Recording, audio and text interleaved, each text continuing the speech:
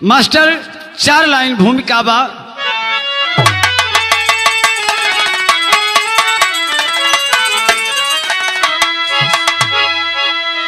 कि बुद्धिमत्ता जमाने की दरकार है, पर मगर अगर हद से वो ज्यादा नहीं। बुद्धिमत्ता से चलता ये संसार है, पकड़ने की कोई इरादा नहीं। बुद्धिमानी से बीरबल बहादुर हुए, कि बुद्धिमानी से हड़िया पे खिचड़ी पकाए। बुद्धिमत्ता जो जिसके हृदय में बसे, बुद्धिमानी से मानव जहां को नचाए।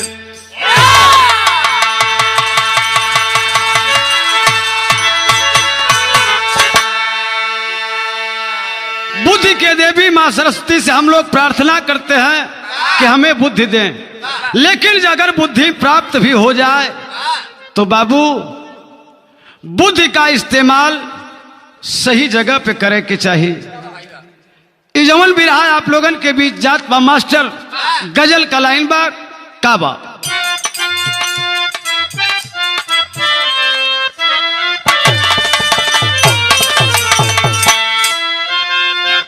वह गीत का लाइन बा। कोनो प्रेमी अपने मन का बात कहत बा कि मुझे जीने नहीं देती है, हो मुझे जीने नहीं देती है। याद तेरी हो मुझे जीने नहीं देती है।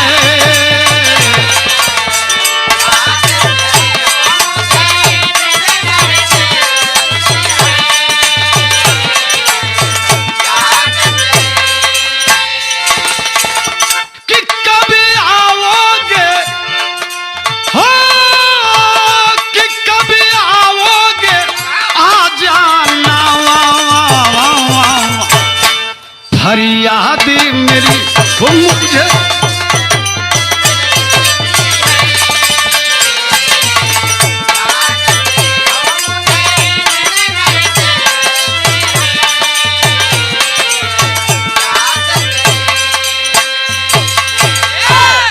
ए बाबू ई गीत कैसन बा। जहां होती सदा दुनिया में, कवि जी ने लाइन की शुरुआत में लिखा कि जब नींव मजबूत हो, बुद्धिमत्ता की नींव मजबूत हो तो आगे जरूर सफलता देती है। वो जहां होती सदा दुनिया में, बुनियाद सही जहां होती सदा दुनिया।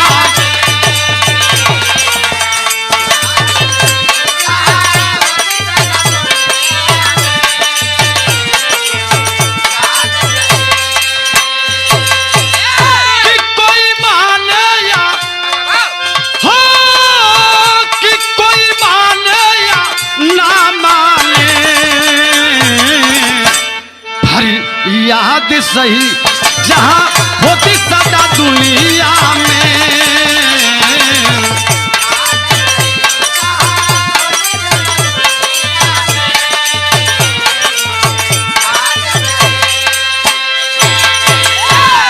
लार ला लार हे लल्ला लार लल्ला लार हे ला। कहानी एक गांव की नजर में आई है, 500 यादव घर में दुबे की पुरहाई है। दुबे जी यादवों के पंडित माने जाने थे, मगर दुबाइन के तो रोज सुनते ताने थे।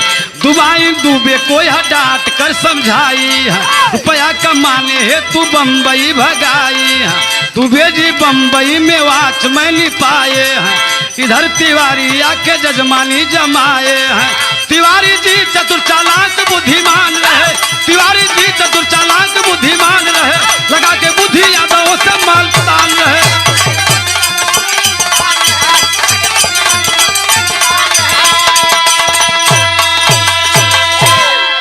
ए बाबू बात के के समझी, कहानी समझ में आई। कोनो 500 घर अहिरानी में एकमात्र पुरोहित दुबे जी रहलन। कथा वार्ता कहवा में सीधा पानी जवन मिले उतने में परिवार का गुजर बसर न हो। एक दिन दुबे से कहलिन कि कहो हे दुबे हे, दुनिया का मर्द बंबई कलकत्ता जाए के लाल लाल होके आवलन, और तू ही कथा वार्ता में सीधा पानी पे कितना दिन परिवार जिएबा, चल जा बंबई। दुबे जी बाबू बॉम्बे चले जाते हैं। बंबई में बड़ी आराम का नौकरी मिलेली, वॉचमैनी। दुबे जी वॉचमैनी पा गए। हर बगलिया के गांव का पंडित जी यानी तिवारी जी जानलन कि आज 500 घर हिरानी में केहू पुरोहित ना बा। 2-4 ठे कथा वार्ता करौलन, जान गए कि ये भोले भाले लोग हैं। गीत का लाइन में एक दिन मुखिया के बुला के कहलन, मास्टर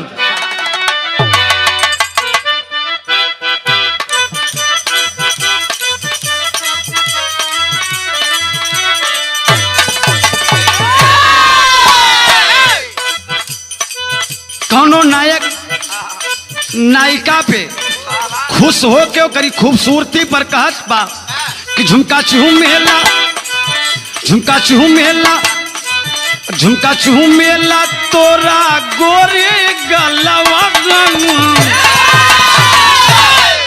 झुमका चूहू मेला तोरा गोरे गलवा झूलनिया कमाल करेला। झुमका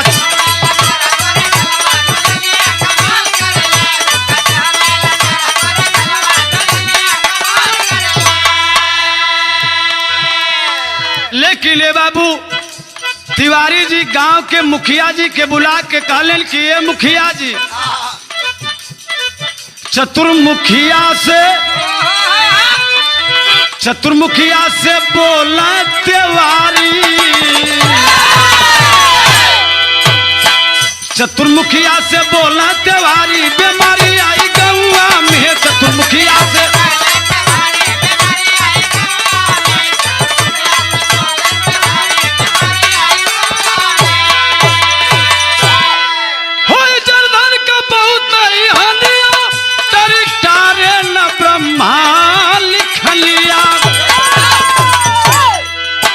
चाहिए तो हो उपकारी, आप चाहिए तो हो उपकारी, बीमारी आई गौआ में। आप चाहिए तो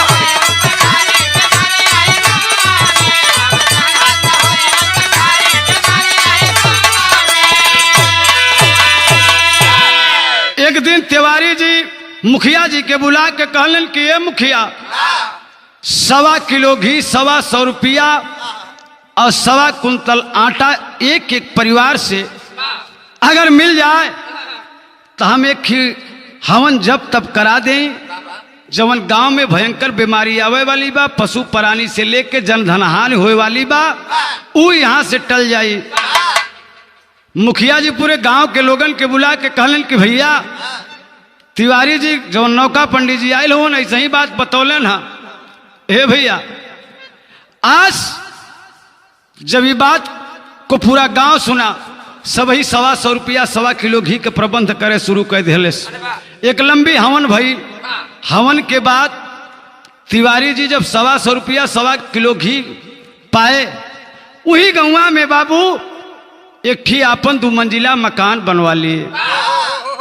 जब 2 मंजिला मकान बनवा के डेंट पेंट करौलन तो दुबाइन देखलिन तो कहलिन कि अरे हो हमारे दुबे के ही में आटत ना रहल। और तिवारी जी अब काल पंडित आए और तब माला माल हो गए। दुबाइन दुबे के चिट्ठी लिखत हैं, का लिखलिन मास्टर तरज कलाइन बा,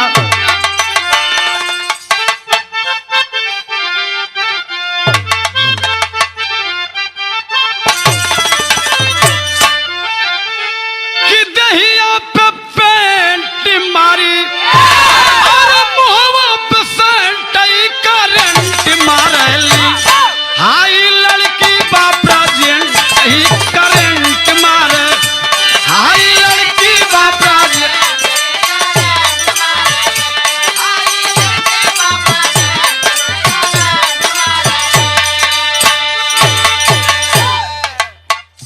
मन मस्ती के लिए रहल। लेकिन ए बाबू दुबाइन दुबे जी के चिट्ठी लिखली कि आदरणीय दुबे जी सादर प्रणाम, कुशलो प्राप्त विदित हो कि हम कुशल से रह के आशा करती हूं कि आप भी कुशल से होंगे। लेकिन आदरणीय दुबे जी इन्वर्टेड कामा में मैं एक बात लिखती हूं कि आप जिस हालत में हो उसी हालत में घर चले आवे। लिखलिन का चिट्ठिया में कि करा से काही अपने दिलवा के हाल तत्काल त्योहारी भैले मालो माल तत्काल त्योहारी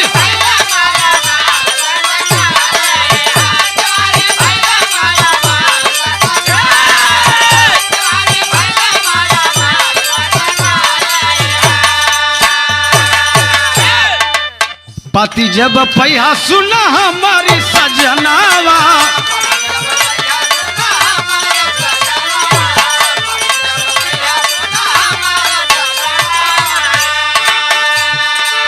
जल्दी से चली आई है अपने भवनवा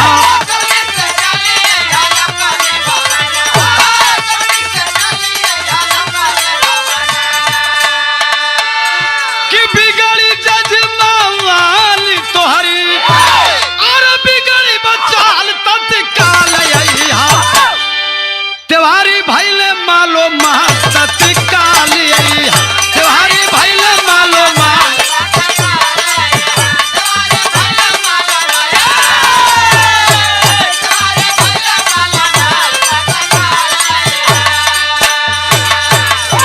ए बाबूजी दुबाइन का चिट्ठी जोनी समय बंबई में पहुंचल बा। दुबे जी संडास का डिब्बा लेके हाफ पैंट पहन के हाफ शर्ट पहन के संडास जात रहलन। डाकिया डाक थमौले पढ़लन कि जवनी हालत में हो वही हालत में घर चली आवा। दुबे जी सोचे लगलन, संडास से लौट के आए अपनी खोलिया वालन से कहलन कि कहो ए भैया है हमारे घरे से चिट्ठी आइल बा, मां लिखा बा कि जवनी हालत में हो वही हालत में घर चली आवा। खोलिया वाले थोड़ा और चलाक रहलन, कहलन कि एक काम करा, यह संडास का डिब्बा लेके हाफ पैंट पहन के हाफ शर्ट पहन के और आप काशी गाड़ी पकड़ के धीरे से घरे निकलला। बिरहा जगत में टेरी बा मास्टर।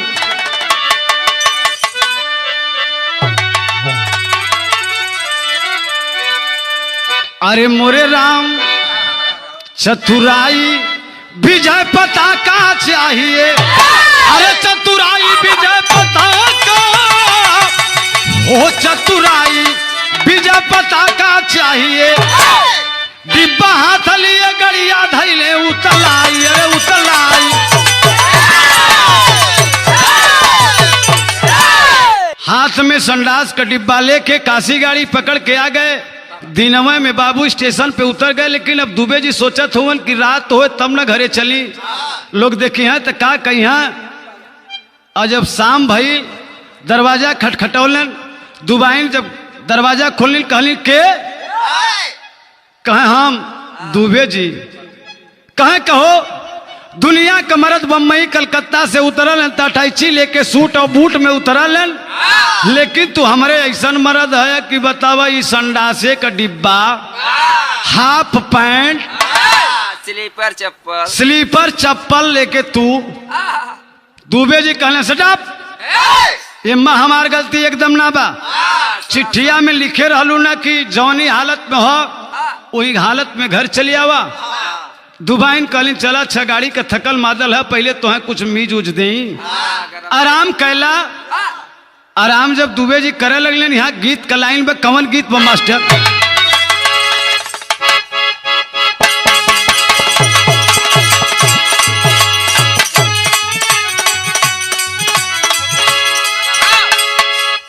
वह गीत का लाइन बा कि नया नया माल बा गाड़ी बेमिसाल बा,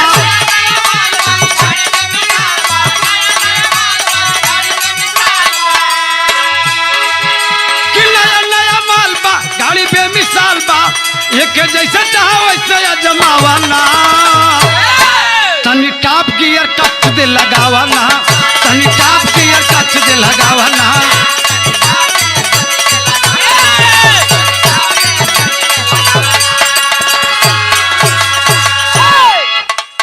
दुबे कहलन कि कहो ये बतावा हमें बुलाऊ काहे बिन, इतना सख्त तोहे चिट्ठी लिखे का कारण का बनल। दुबाइन कहलिन जानत हुआ अपन बुरा हाल बा त्योहारी मालो माली बा,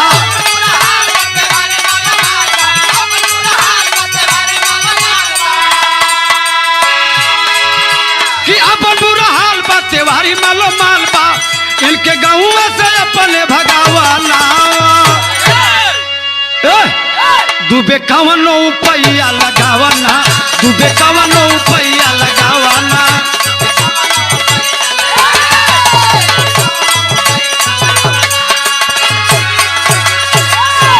दुबाइन कहलिन कि दुबे कोनो उपाय लगावा कि ये गांव छोड़ के जाए अंतरा का लाइन मास्टर। दुबे जी गहुआ में घूम चली गई, दुबे जी गहुआ में घूम चली,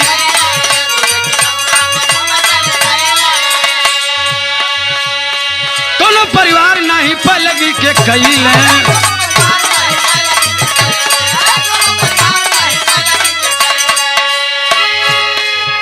कि दिल में मलाल बा आंख लाल लाल बा,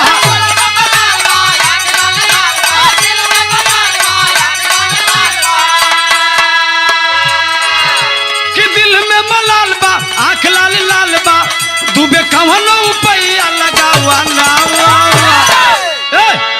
इनके गहुआ से अपने भगावना, इनके गहुआ से अपने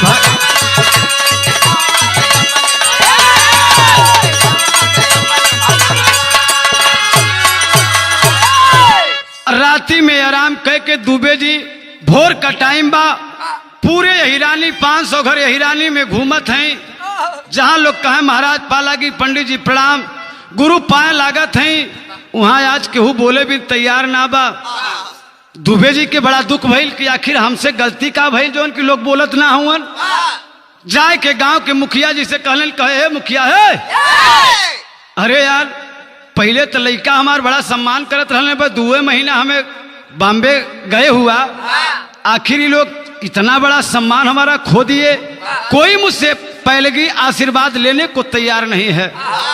हाँ, मुखिया जी कहलन कि एक बात सुना है, जब गांव में भयंकर बीमारी आवे वाली रहा तब तब हाथ खड़ा भया बम्बई, हम सब जब तब कराए के किसी तरह गांव का भयंकर बीमारी से बचावा, तया छितनी यसमो बनावे आयल हुआ।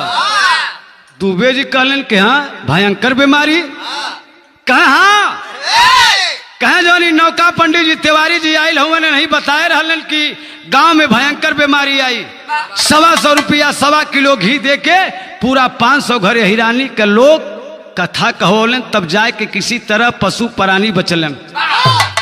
हाँ, दुबे जी चलाक आदमी कहलन कि सही बात कहते हैं, फला जगह शास्त्रार्थ भई, तिवारी जी तमाम पंडितन के परास्त कर दिलन, फला जगह शास्त्रार्थ भइल वहां परास्त कर दिलन, लेकिन मुखिया भाई तिवारी जी में की खास खासियत बा ओके हम न बताई। मुखिया कहलन कि आखिर ही बतावा उनके में खासियत का बा, कहे खासियत ही बा, हम हाथ जोड़ के कहते हैं मुखिया जी केहू से बताया जी, तिवारी जी के रोम रोम में लक्ष्मी का वास बा, सोचत हुआ तू लोग कि हम पैसा देले हैं तभी बिल्डिंगिया बनल है।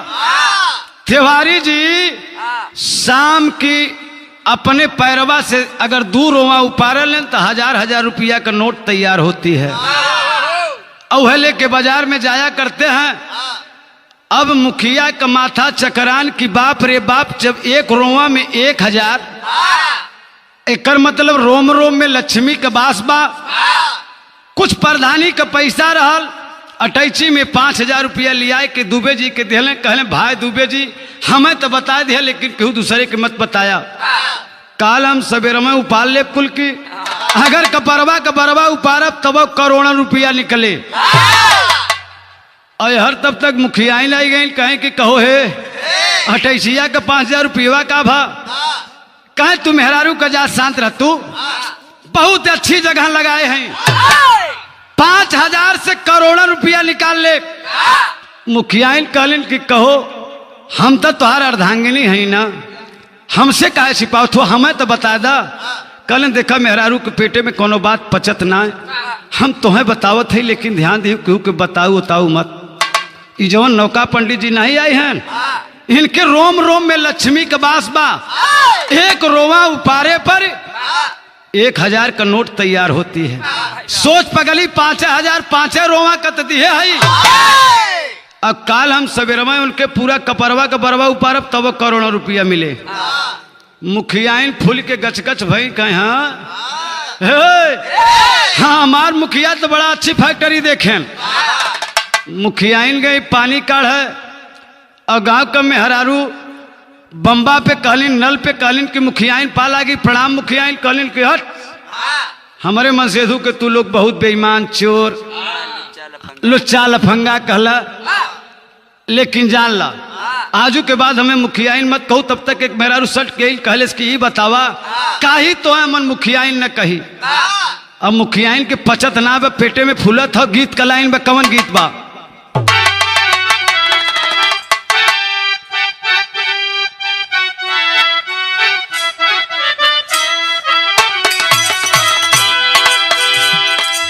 पियवा मिलल बल्ला मुंगावा बोलै के सपनवा रे नाना दी। पियवा मिलल बल्ला मुंगावा बोलै के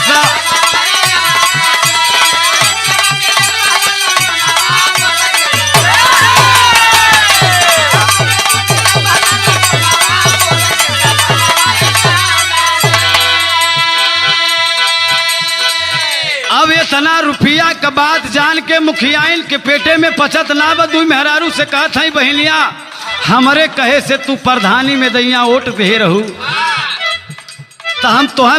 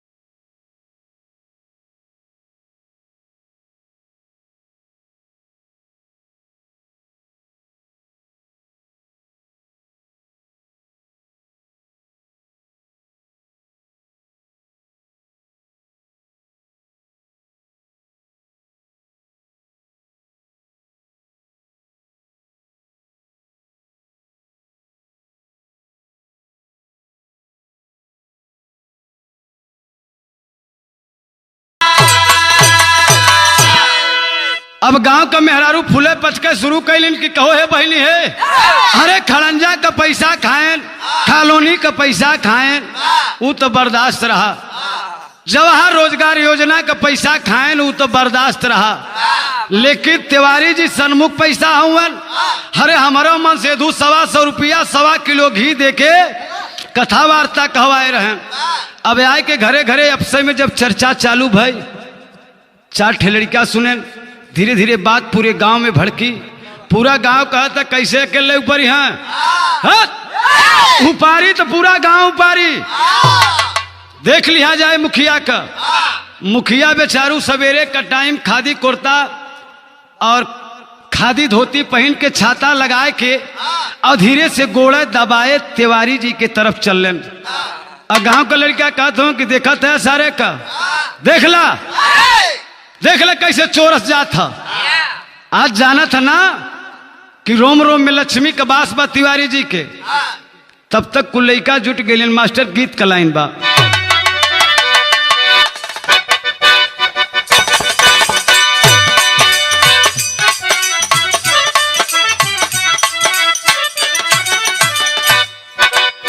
रतिया बलमुआ दिहले गारी सरकारी ही बिना रतिया बलमुआ दिहले गारी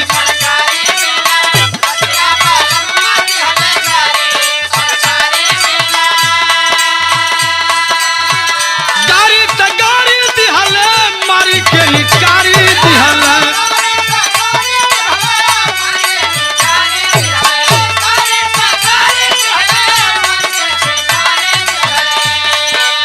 देखा तनी पिठिया उघारी सरकारी ही बिना देखा तनी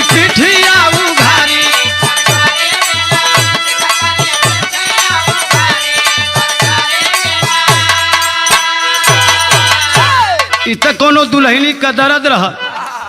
लेकिन आज गांव का लड़का कहत हवन मुखिया जी करी ईमानदारी लाचारी कैसन, मुखिया जी करी ईमानदारी लाचारी कैसन।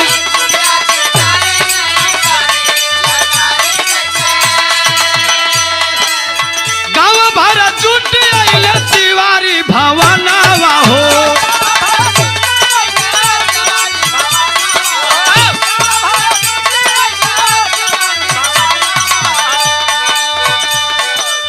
सबही के मनवा में उठेला गुमानवा हो।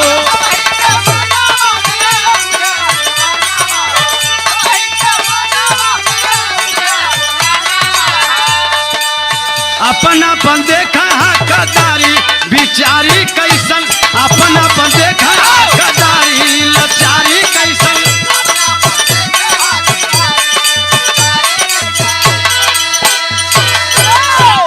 ए भैया मुखिया जी छड़ी दबाए के जब तिवारी जी के दरवाजे पे पहुंचलन तो गांव का लड़का भी पहुंचलन। कहलन मुखिया जी प्रणाम। कहे तो ननी कहाँ रे, कहे तो ननी कहाँ, कहे हमनो यह तिवारी जी के यहाँ आइल है। कोनो बात में कहा कोनो बात ना, पूरा गांव जाना था।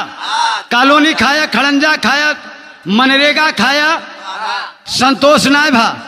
हाँ हे मुखिया उपारी तो पूरा गांव उपारी, नहीं तो तू अकेले उपार। मुखिया जी राजनीतिक व्यक्ति समझ गए कि हमें लगा तो बात पूरे गांव में फैल गई बात। तो मुखिया जी कहलन कि हे बेटा संगठन में शक्ति हुआ करती है, एक काम करो चलो मिलके उपार लिया जाए। और तिवारी जी अपने दूसरी मंजिला पे हुए सोचत हवन कि कोनो हिराने में आफत बा, लोग कथा वार्ता कहवावे भी जुटल हुवन। नीचे से प्रणाम किए, तिवारी जी आए। मुखिया जी कहलन कि तिवारी जी दूठे रोवा उपार के दे देता। कहता भले बदतमीज हो, एक रोवा नहीं दूंगा। मुखिया कहन हम जान रहे हैं कि आपके रोवा में खासियत बा, ये करी खातिर आप एक को रोवा उपार के देत ना है। लेकिन सुनला ई बतावा कि हमन के उपारे देबा कि उपार के देबा, और नहीं तो हम हुर्री बोली। मुखिया जी हुर्री बोल दिए। और जब मुखिया जी हुर्री बोलन तो लड़का कोनो सर कबार, कोनो मोछ, कोनो दाढ़ी, कोनो अप डाउन आती छाती पूरा उपार के एकदम। अब तिवारी जी के चचहाता थिवराइन लग गई, हरदी उर्दी लेप लगाए के ऊपर सोवा दी छते पर की यही आराम से सोवा। एकदम नंग भिड़ंग तिवारी जी, मात्र ऊपर से चदरा बा, चादर तान के सोवा हुवन। हे बाबू यह सब मुट्ठी का मुट्ठी रोवा उपार के घरे हो गए। वही गौवा के ठिमंगरू पहलवान रहलन, जौनी दिना पर उपरउल रहल। तिवारी जी के दरवाजे पे मंगरू पहलवान नहीं पहुंच पाए थे। मंगरू पहलवान के मेहरारू कहलिन कि कहो है 10,000 के नाती है,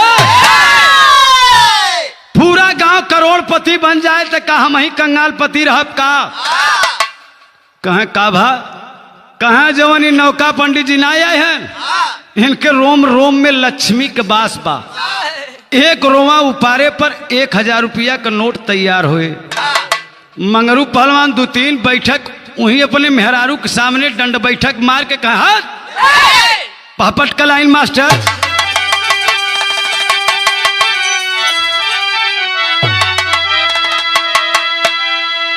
मंगरू पहलवान सुने जब सारी बत्तियां छतिया फाटली। अरे मंगरू पहलवान सुने जब सारी बत्तियां छतिया फाटली, और कहा तिवारी लुटा दिया दौलत दिया छतिया फाटली।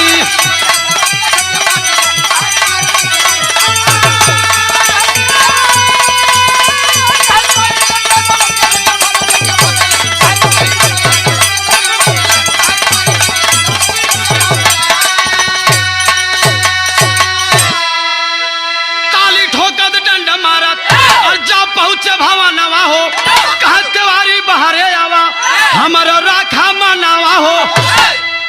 तिवारी जी के दुआरे मंगरू पहलवान पहुंचलन, कहलन महाराज पाला की छते के ऊपर चादर ओढ़ के तिवारी जी सोवल हुवन। कहलन की कवन? तिवराई रच का नीचवा देखा ई कवन हा? कहलन की मंगरू पहलवान हुवन। मंगरू पहलवान कहलन की हे तिवारी जी हमहू 125 रुपया 1.25 किलो घी दे रहे, पूरा गांव करोड़पति बने तो का हम ही कंगाल पति रह। एक काम करा, अगर थोड़ बहुत बचा हो तो हमहू के दे दा। तिवारी जी कहले मोर भाई ये एक रोवा ना बचाब भाई। हर गांव वाले मुठिया रोवा लेके दुबे जी के लगे गए। कहे हे दुबे जी आप कहे थे कि ये लक्ष्मी रोम रोम में लक्ष्मी है तो लक्ष्मी आ जाएंगी, लेकिन अब तक लक्ष्मी ऐलिन ना। कहे हाँ कैसे आएंगी? लक्ष्मी का मूल जड़ तिवारी जी जब ग्राम सभा छोड़ दिए, सरहद डाक गए तो लक्ष्मी चली गई। तिवारी के साथ थे। अब पूरा गांव माथे पे हाथ धर के सोचा था कि बाप रे बाप, अगर हमन ऐसा जाने होई तो पहले तोड़ तार के बैठाई तब हमने उपारित। हमन से तो बड़ी गलती हो गई यानी दुबे जी। कहें हाँ बाबू, इसीलिए कहा गया है जैसे धोखा दे के तिवारी जी दुबे जी का जजमानी अपने पास कर लिए थे, ठीक उसी प्रकार बुद्धि का इस्तेमाल करके दुबे जी अपन जजमानी खाली करा लिए। खड़ी कलाइन बा मास्टर।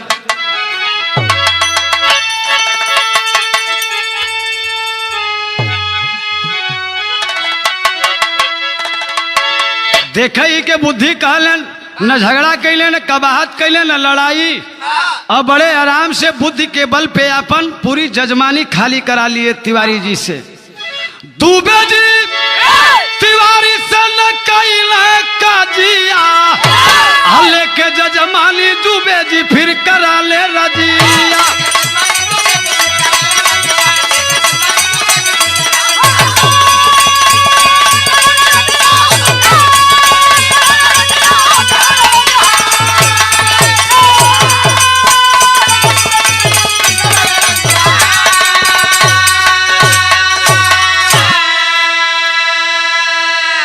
बुद्धि सद्बुद्धि होई तो होई है विकास हो, अब बुद्धि का दुरुपयोग होई तो होई है विनाश हो।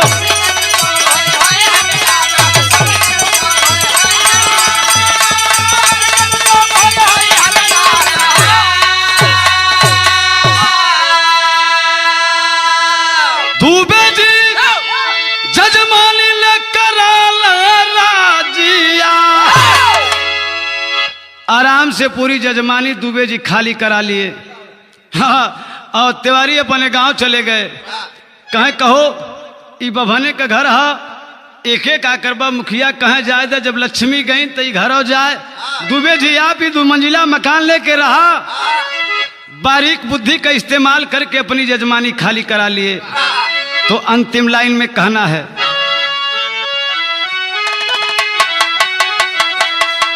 स्वामी गुरुवर रामधारी जवाहर जी गुणकारी, कथन करे कविलाल बहादुर समय वक्त बलिहारी। चतुराई विजय पता का चाहिए,